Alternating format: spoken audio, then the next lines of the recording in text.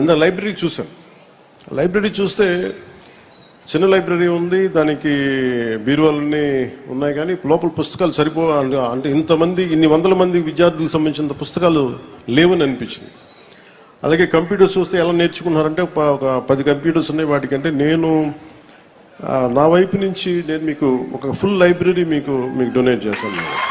నా సైడ్ నుంచి మీ లైబ్రరీని నేను ఈ స్కూల్ని నడిపితే ఎలా ఉంటుందో అలాంటి లైబ్రరీ మీకు నేను మంచి పుస్తకాలు పంపిస్తాను. మీకు అది ఇంగ్లీషు, అలాగే మీకు 3 భాషలు వచ్చు. మీకు ఆ 3 భాషలకు సంబంధించి మీకు ఒక హిందీలో మీకు ఒక రామ్ధారీ సింగ్ దినకర్ లాంటి ఒక గొప్ప రాష్ట్ర కవిని మీకు చదివేలాగా ఒక హిందీ పుస్తకాలు, తెలుగు పుస్తకాలు, మంచి ఇంగ్లీష్ పుస్తకాలు, ఇవన్నీ నేను మీకు సెలెక్ట్ చేసి దాదాపు నాకు బడ్జెట్ తెలియదు కానీ అంటే మీ లైబ్రరీ నిండిపోయేంత పుస్తకాలను కొత్త బీరువాలు కూడా పంపిస్తుంది.